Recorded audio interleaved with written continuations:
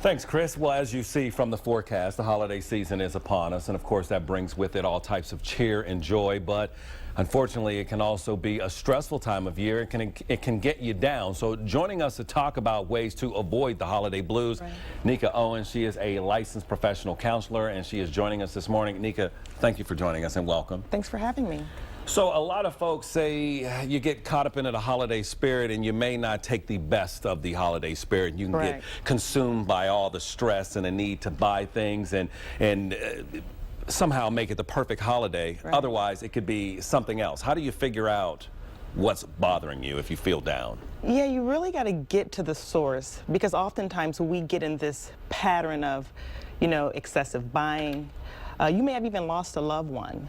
And during the holiday season, people tend to grieve the loss of loved ones. Mm-hmm. But also what we tend to do is, in terms of coping, we spend money. Yes. And we eat a lot. Or eat, yeah. We eat a lot. And that brings about a lot of stress. So in order to minimize those feelings, you should consider that sometimes those things can kind of be a downer. Yeah, and find a way to just let it roll right off you and just keep on moving. And you note that it's important to write these things down and to acknowledge them. Why? Why is that? Because you really want to identify what the source is, what's causing this down mood. And if you assess the things of latter years, you can identify with what's caused you to be somewhat depressed. And a lot of times we don't overcome depression because we don't identify the source. What's the source of the depression? And then you got to really start planning a different outcome.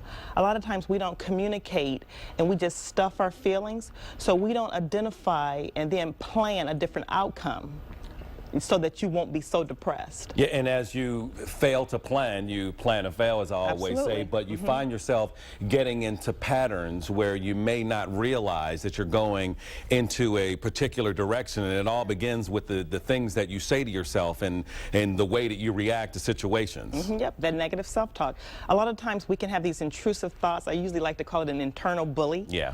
That you need to reframe it quickly. When you get those negative thoughts that come into your mind, you have to be able to reframe that. You may say, oh, I don't have anyone that care about me, so you got to reframe that, because those thoughts will get stuck in your mind. It's like a battlefield, and you get stuck on that, and that stirs up the depression. So you got to be mindful of the negative self-talk that you're actually, saying to yourself. And if you separate yourself from the emotion of the moment and you were to say to yourself, no one cares about me, you would realize that there's no way that is a logical frame of thought to have, and as a result, hopefully come out of that, because if you felt that way, it would definitely be a downer. Absolutely, Malcolm. You're absolutely right. So you really got to identify those irrational thoughts, because sometimes we can be so irrational in our thoughts, and it's so easy. I mean, it doesn't sound that easy, but it really is easy to, when those negative thoughts come to your mind, to reframe them quickly, because that's going to keep you in the depression.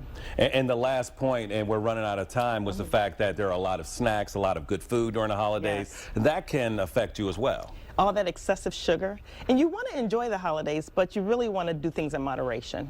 Always moderation, that is the key. Nika Owens, thank you very much for joining us. Thanks so much, Malcolm.